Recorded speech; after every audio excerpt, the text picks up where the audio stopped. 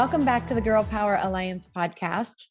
I'll tell you what, the women that we have on this podcast are so amazing, and today is no exception. I'm excited to share this amazing woman and her story with you. Let me tell you a little bit about Thais. She has a background in public relations. She started because she grew up watching her dad, who was passionate about PR, a mom who was, a detailed creative boss with a degree in journalism, and she made their simple living extraordinary. She learned in the grounds of Brazilian dirt, green grasses, and beaches in the warm land of Africa. And since 2008, she has been here in the United States. And that is within our communities, giving and receiving, that we are made whole. Isn't that beautiful? Both individually and as corporations. That's her business philosophy, and how through her eyes, the world goes round. She owns a public relations business. She's a believer, a Salvationist, a Rotarian, a purple belt in jiu-jitsu, and a multitasker. She's a mother also. She loves the beach, trying new foods, traveling, her Yorkie Muffin and bunny Lola. And she believes the best of it all is being a mother to her 4 beautiful children. Please welcome Thais to the podcast. Thank you, Michelle. I'm so excited to be here. I'm so excited to have you. And first, before I ask you any questions, I want to say how I met this incredible woman. You know, it's always a God story, right? If you've been following the podcast, then you heard my interview with Summer Day, and Summer asked me to go and speak at her event, which was it's been a little over a week now. And this beautiful woman is Summer's PR, like goddess guru. And I met her at the event, and it's one of those things where I met you and I just feel like we've known each other our whole lives. And I'm just excited to see what God does. So again, welcome to the podcast. And I would love for you to share just a little bit of, because you're a believer, you grew up as a believer, but you grew up as a believer in Brazil. So I would imagine that kind of some of the, just some of the culture maybe it's got to be different than the culture since you came to the United States as a believer. So I would love to hear a little bit about that. You know, it's interesting because although there are so many cultural differences between just the people of Brazil, the food of Brazil, the weather of Brazil, the dance, and, just so many things in that way, there is something that I have found to be so unique across the world, at least in the countries that I've been, and I've not been everywhere. But so far that has been my experiences, where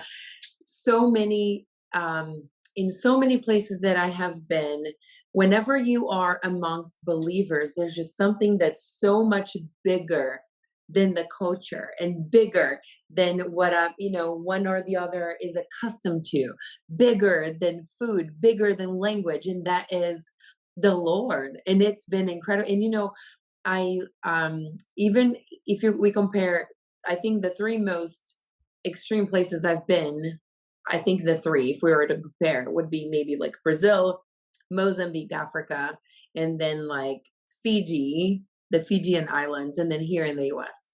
And I had the same experience of feeling that warmth and embrace. And again, that overall theme, which has been when you belong to a family, which is a family of God, it transcends all of those things. And it's just incredible. And I've been blessed to kind of pick the very best of each culture and place that I've been in. So trying new foods and making new friends and learning maybe different language, and still having this common thread, which is God's love that unites us in spite of it all. And it's just so fun. We could stop the podcast right there and just put it like back to back to back, what you just said, for 30 minutes, because that message is a message that everybody around the world needs to hear, especially believers. The enemy has tried to divide us using every possible thing imaginable on this earth, the color of our skin, our culture, what we do for work, what we believe politically, even down to these little detailed things about what denomination in the Christian community you belong to. But what you just said is the heart of God in such a I could cry. It's so profound. And you just said it so casually, but what you just said is so profound, that it is our love for Christ and being a member of this body of Christ, that connects us, bigger than any other thing that would attempt to divide us. And that is so beautiful. And something super unique too.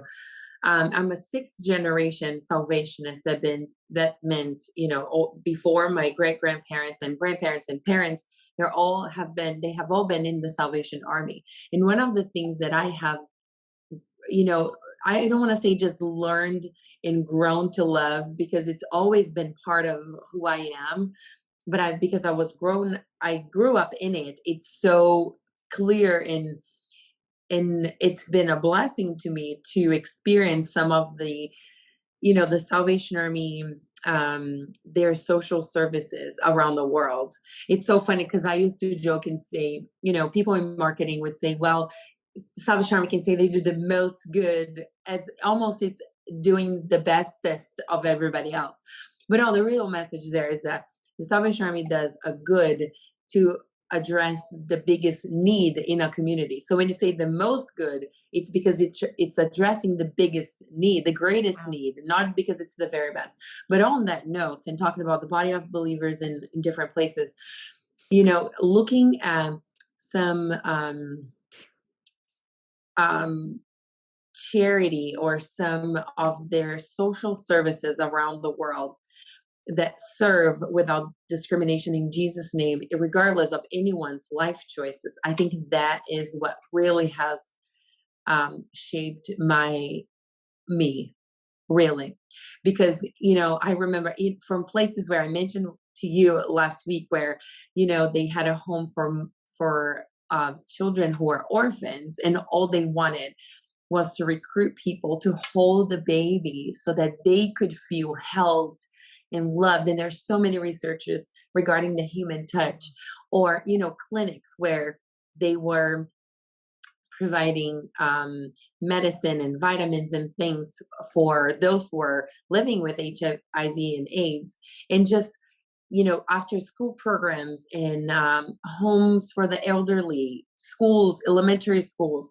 There's just so many different ministries going out there, but the common denominator there, and I also met with so many others from other organizations that were partnering the same way, was to serve and to love with no agenda, literally for the sake of loving. And then I found myself, I remember, because I was in full-time ministry also for a number of years, and I remember thinking, sometimes it's so much easier to do those things because that's what it's in front of you and that's your job, or because you signed on a mission trip, or because, but having the same compassion and love when you're all prettied up in a suit or in the middle of a big, event in Beverly Hills, or the same compassion, heart, and love should accompany and be there.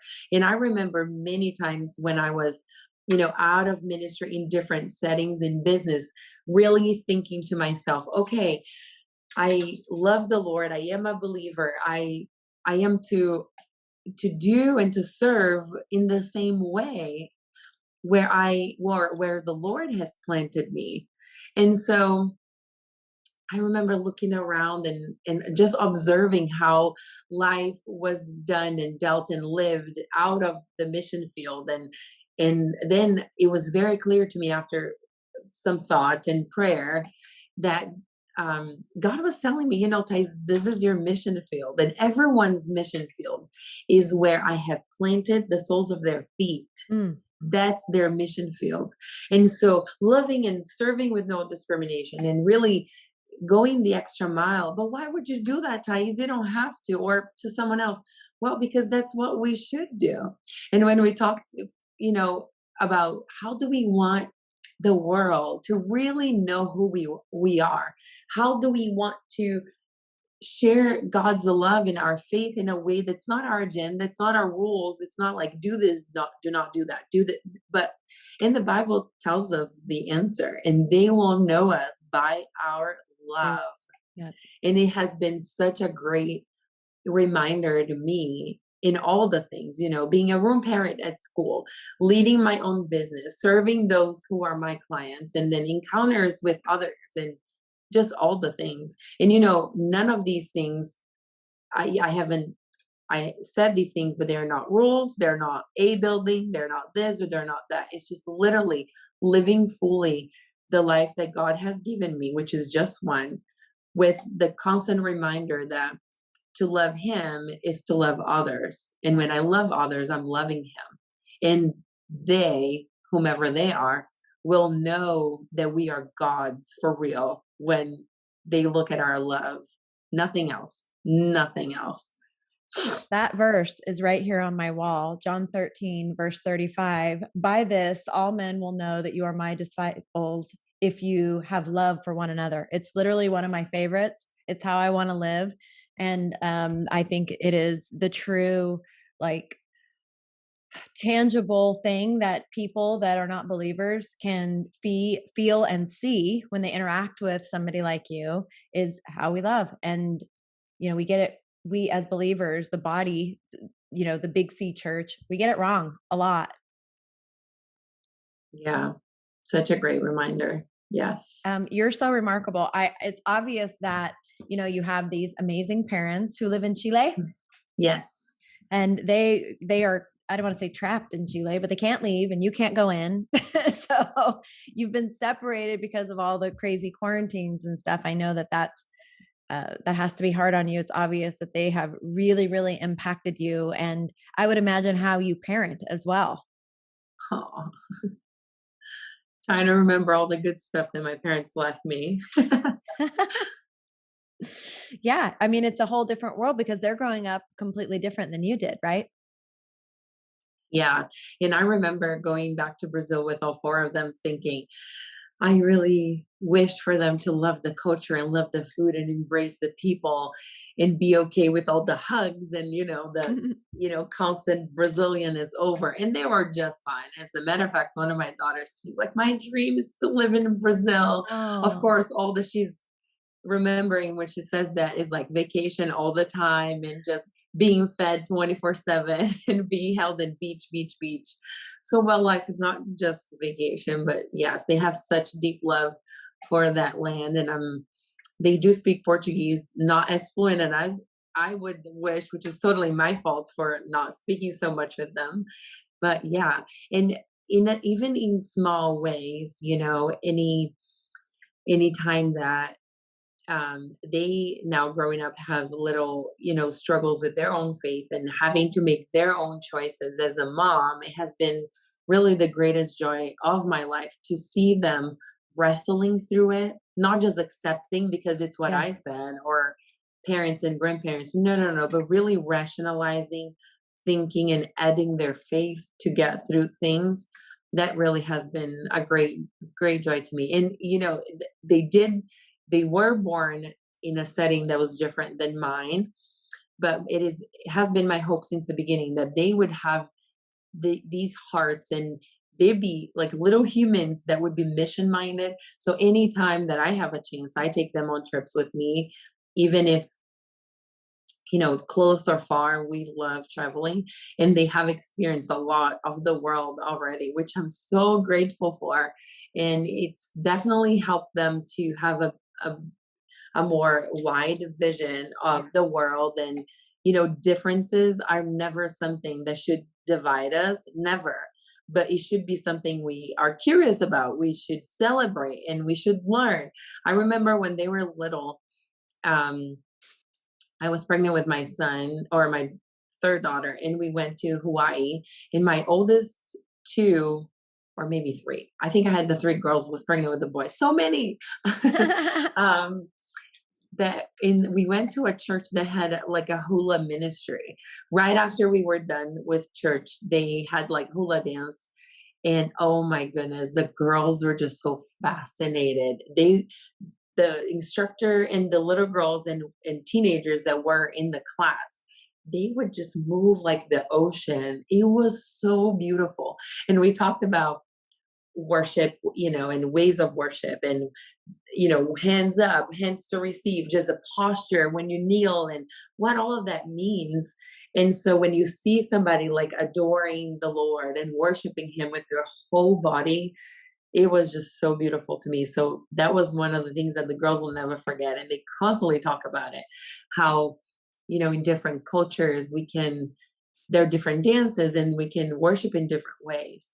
So it's been definitely a a joy and a privilege, really huge privilege, to get them, the opportunity to come and tag along to see those things, because it's much harder when you just see in books and you Yeah. hear about it. Of course, there are documentaries, but when you are there and you get to see it with your eyes and feel it with your hands and taste it with your mouth, it just impacts you in such a deep way. It's been really fun. You said something to me when we were in Texas. You asked me, had I ever been to Africa? And you said it'll change your life. Then I have heard that I mean, I have a very good friend in Australia, and on literally other side of the globe, same thing. And anybody that I know from anywhere, wherever they live, whatever country, whatever their culture is, they all say the same thing, that when you go to Africa, it'll change your life. And I think that that is a powerful and profound thing. We typically, not everybody, not you, I don't see you as a woman that strives to stay in her comfort zone, but there are a lot of people that do. They want to live in this little, this little box, go to the same little church, shop at the same stores. They don't want to leave. I want to test the waters out there, stay in this comfort zone. But to hear people from all around the world say that this one place, how dramatically it impacts you, it really shows you how, I believe that kind of our journey, as while we're here on this earth, is to continue to push out this lie that the enemy has told people for years and years, that stay in your comfort zone, that's safe. But it's outside of that all this incredible impact happens on you. And you've been so lucky. You've traveled a lot of places, and that has obviously really shaped who you are as a woman. Yes.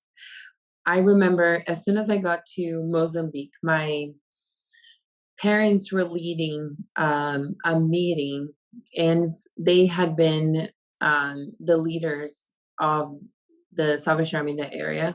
So, as the leaders, some people wanted to travel to come hear them and be with them, and hear my dad preaching, and just, but not just for that, but experiencing the whole worship service as a whole collectively, where everybody from everywhere would come.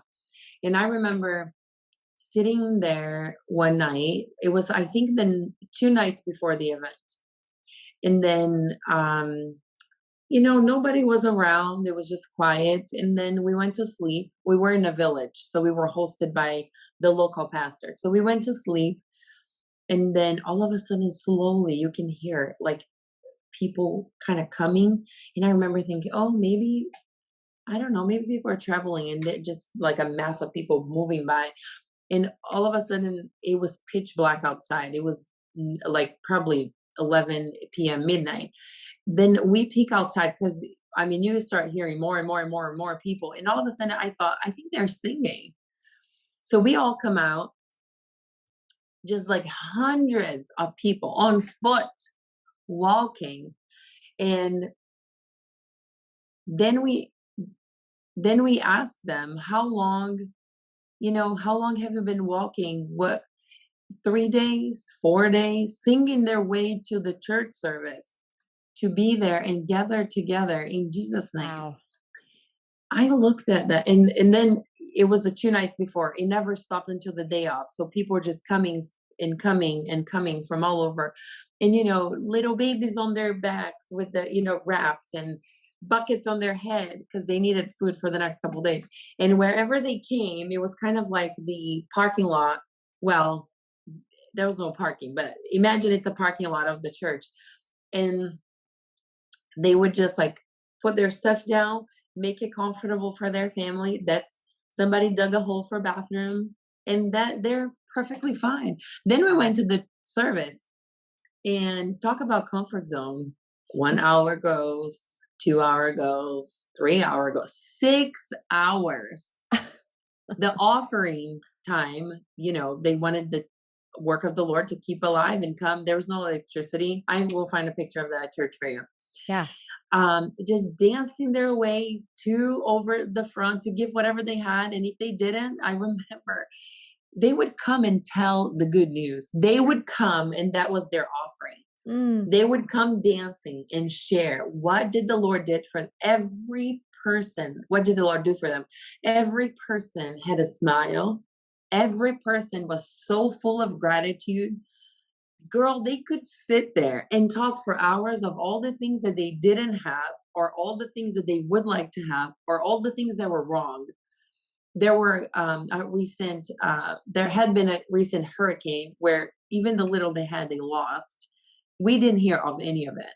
Wow. None of it. Just the fact that they were together worshiping the Lord and happy because, maybe a couple months before they had seen each other in another one of these, but it's so sporadic because they live so far. It was such a celebration. And that spoke so much to me. How can we, and talk about comfort zone, if you consider I was coming from Brazil, which it is considered a third world country, and still sometimes we feel so entitled, or even when the good things, well, I work hard, therefore I should have this, or I deserve that. And it's like none of this, none of it. I'm going to share something. It's going to go on a tangent, but it's very personal, but I really feel like sharing. When I went to live in Africa, I had been married for 2 years. I had had 2 miscarriages by then. And for about 4 years, I had like what the doctors at the time called unexplained infertility. Mm. There was nothing. I got married at 19. There was nothing wrong. They just couldn't explain. When I went to, and I was already a believer, went to Africa, and I remember seeing so many babies that didn't have any nutrition, and they were just dying left and right, and just a lot. And that was really hard for me to see and to look at so many children and feel so powerless. Still in my heart, I thought, God, I feel like I could give just one baby. I could give nutrition and life to one baby. Why don't I? Like, what's wrong with me? Or why you can do, I always thought that God can do all things. Why wouldn't he choose to bless me with a baby? That was where my heart was. And I remember one night looking at the stars in the sky, and they were, because we didn't have a lot of electricity around available, everything is it's lit by the stars, and they feel so close that you feel like you can touch them. I was praying outside, just looking at the stars, and I was alone, just looking at them and praying. And all of a sudden, I felt in my heart just a assurance. It's like a switch was flipped inside my heart. And in that moment, I just knew that God is the one who satisfied me whole. And he satisfies in a way that there's no explanation. We don't need to, it's just there. And in that moment, my prayer changed a little. I remember for the first time having the courage in praying to God and saying, God, I know, and you know that I know because you see my heart.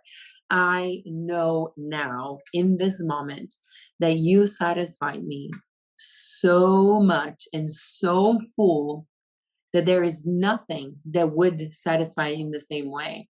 So if for any reason it's not your plan that I would be a mom from my own tummy, birthing a child, nursing, which was what I wanted, I know that you can satisfy, but I'm going to pray until I have an answer, and I want a baby. But I knew, and I didn't quit on praying or just left it alone. No. I continued to pray and really desired to be a mom. And that was 2 years out of the 4. So for 2 more years, I was still praying, but knowing that it wasn't that life that says, God, when I do this and that, when I get this and that, when I get married, when I have that car, when I have that job, when I do this, then I will be happy and fulfilled and satisfied. And it's funny because I think as believers, we know this in our mind, so we don't dare to even say it. But I will speak for myself. because I don't know about others, but maybe others like me within their subconscious have something that said when and then and if and then. And those are, and I remember thinking in the moment too, I don't want to live like this. I want to live every day so fulfilled that even if things go wrong or if they don't go as I want, or even that hole I felt for not being a mom is still there, that I can still be fulfilled Yeah. to the max because of God, because that's what his word says that he does. That's what the word says that he is. And I want to live like it. I don't want to just say it or preach it or teach it. I really want to live like it. But to me, it came in such a personal way because I never imagined, it would be on that brokenness of my heart that God would meet me and minister to that very wound. Yeah. Also, being in that culture, if you don't have babies, you're considered cursed. Oh, So it was common that people would ask me, "Are you cursed?" Or "You are cursed. You need to break that curse." Or "You don't have somebody else in your family, like it was something yeah. hereditary." And of course, I don't believe that. But when you live on that for almost a year and you're emotionally sad that you can't be a mom, that starts getting to you. So it was probably about 8 months after I was there that I had that moment. And it's funny because nothing on the outside changed. It's Yeah. not like God answered my prayer and I got pregnant the next day or even the next year. But something very deep in my heart changed. And that just gave me so much. When we experience those things with God, I think that they give us more fire Yes. for life and for the moments that we doubt, for the moments that we encounter anything else.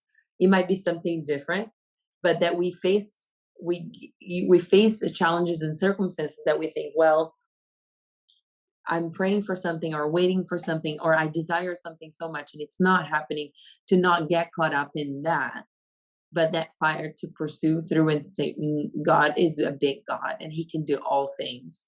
And beyond what he can do for us, or all the privileges of being his daughter or his son, being a child of God, really his very presence is it. And it should be enough, more than anything we get. Those other things are wonderful benefits, but really getting, focusing on him versus what we can get out of the relationship, which is super selfish. But I'm human, we're human, and it's hard sometimes. But such a great reminder for sure. Um, I can so relate. And I hope that everybody that is listening or watching this on YouTube, I hope that you are impacted by you sharing that very, very personal story. That if you have not had a personal encounter to that degree, when you're in that place of such brokenness, you might not be able to understand. But in the Bible, Paul, while he's in prison, he said, I have learned how to be content in any situation, whether I have food or I don't have food, whether I'm doing, he's basically saying, like, I've learned that. And I feel like that was your moment. That was your moment. I had a moment like that, that, where the Lord spoke to me. I was the only time I've ever actually heard an audible. It was as if somebody turned on an audible voice. God turned on an audible voice in my car and he spoke to me. And again, nothing outward changed, but something changed so dramatically in me in that moment that I could relate when you said your prayer changed. My prayer changed. My whole attitude changed, and actual healing began from that moment. I share the story in my book. I think did I give you a book when we were in Yes. Texas? Okay. Yes. This is, you'll read about it, but it's, where I share what I was going through with my oldest daughter. And literally in an instant, everything changed because of the Lord speaking words into me. And same thing. It was like, okay. I mean, it's those moments. I mean, I don't wish tragedy on anybody, of course, but those moments of total surrender and brokenness, I feel like it's such a beautiful thing that he meets you in that moment. And I think for me, it shifted it was one thing, but it shifted so many things because of that one thing. Yeah. Yes. And when we translate those, experiences into our daily living, it's going back to what I said first, it's like, this really is our mission ground. We Yeah. are we're not called to be, compartmentalized in our faith. And then this is where I am here. This is where I am there. This is what I do. No, this is who I am Yes. everywhere. And this is what I do everywhere.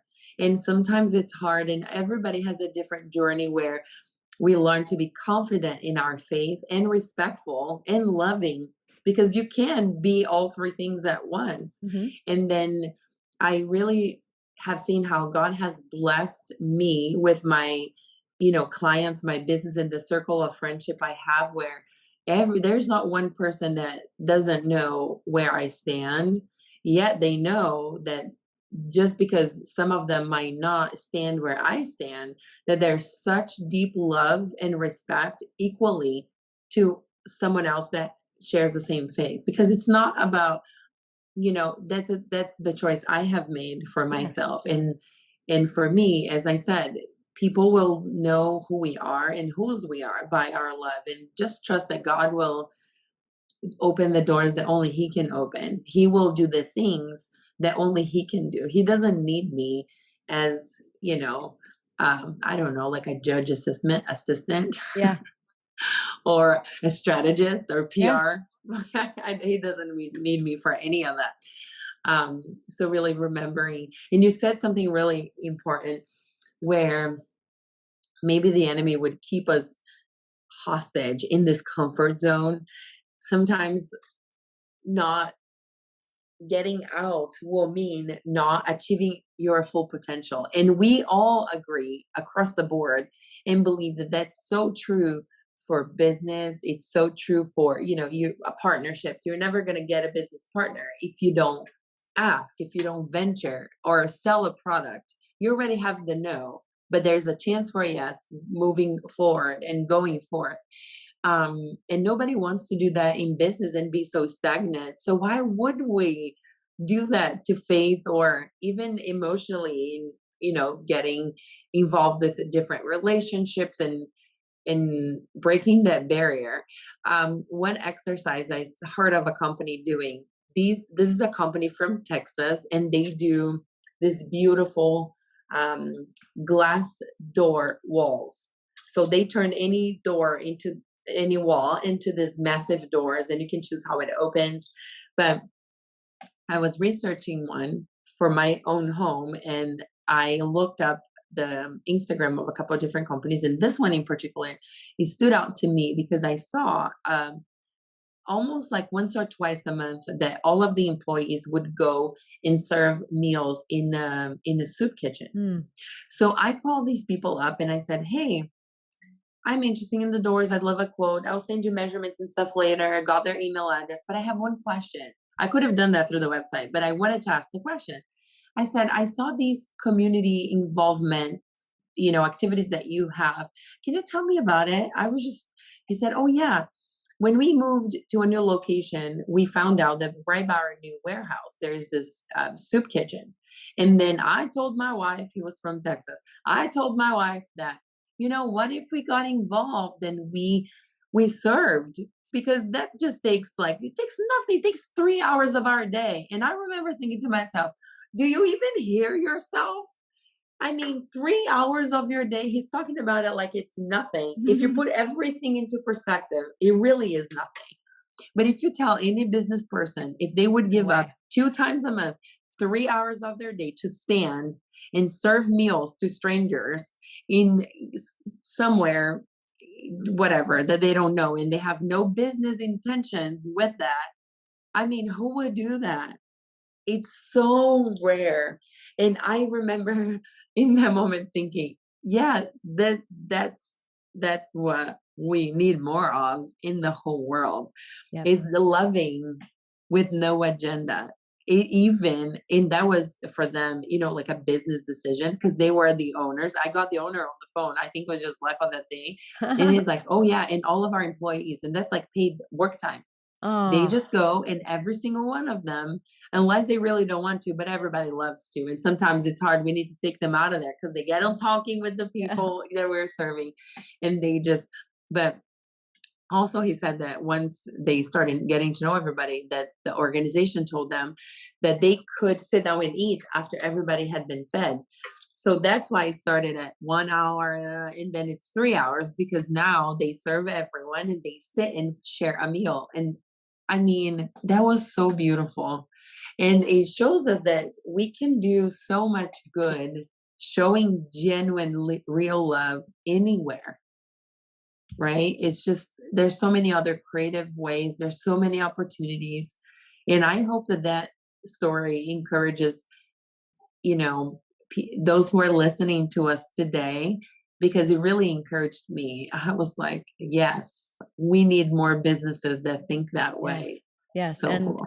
And kingdom-minded entrepreneurs to actually just incorporate that in what they're doing. And that was like a beautiful segue, because I want you to tell everybody listening what it is that you do, because they're in love with you. They're like, whatever she's doing, I want to work with her, hire her, be around her. That's how I felt when I met you. I'm like, I don't even like, what do I have to do to be around you all the time? You're so amazing.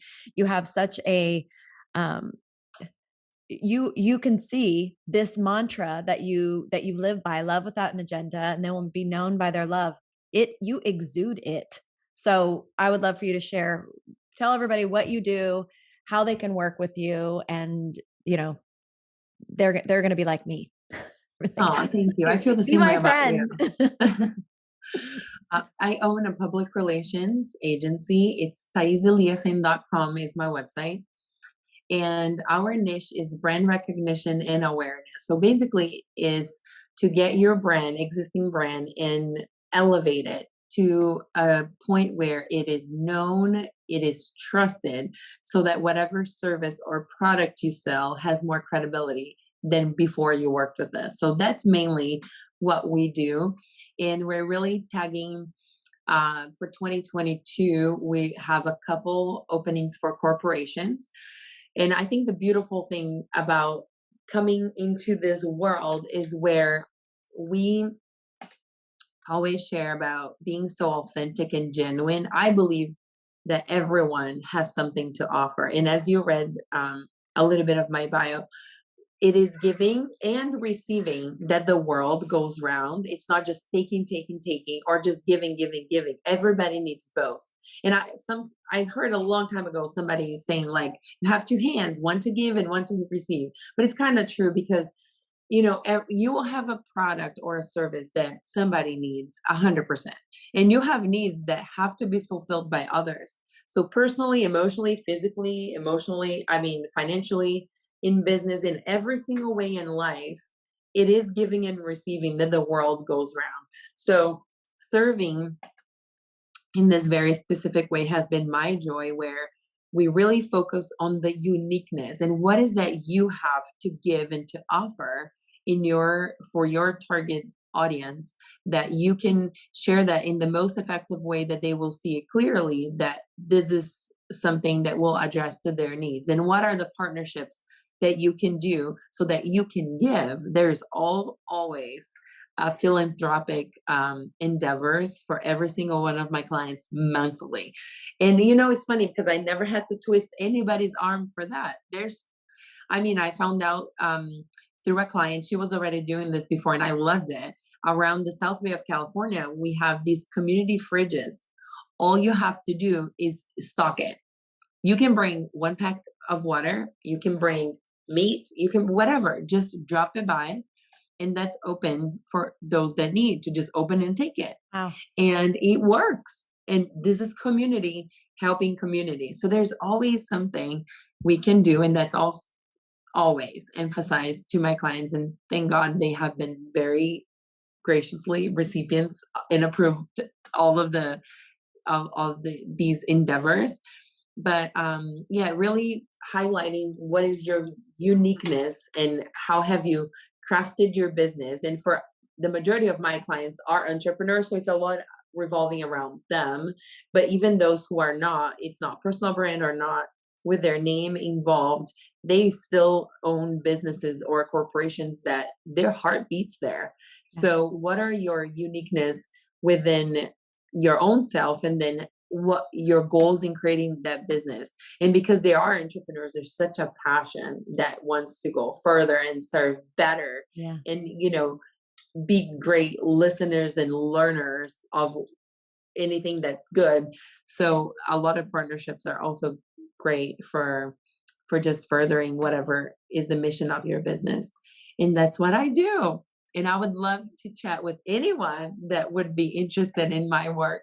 It's always fun to meet new people. And sometimes maybe somebody's major need would be more something geared toward marketing instead of PR. I have amazing friends in that world space that I refer to. It's not, as I said, it's giving and receiving, and not all services are for everyone, and not all giving are for anyone to take. So, no competition, just, yeah, but it's fun to know and meet a lot of people. And I have done that quite a few times, especially because we were not, you know, we weren't targeting corporations before. So we have had encounters with a couple where we said, hey, there's this other, person we know that does an amazing job in this area, and we think they're the best fit for you. And they're happily ever business married. So it's Now you great. guys can see, right? You can see why I'm like, I just want to be around this woman. And don't worry if you didn't hear what the website was. All of her information, anything that she wants you to have, will be in the show notes. So if you're listening to this on a regular podcast, it'll be in the show notes.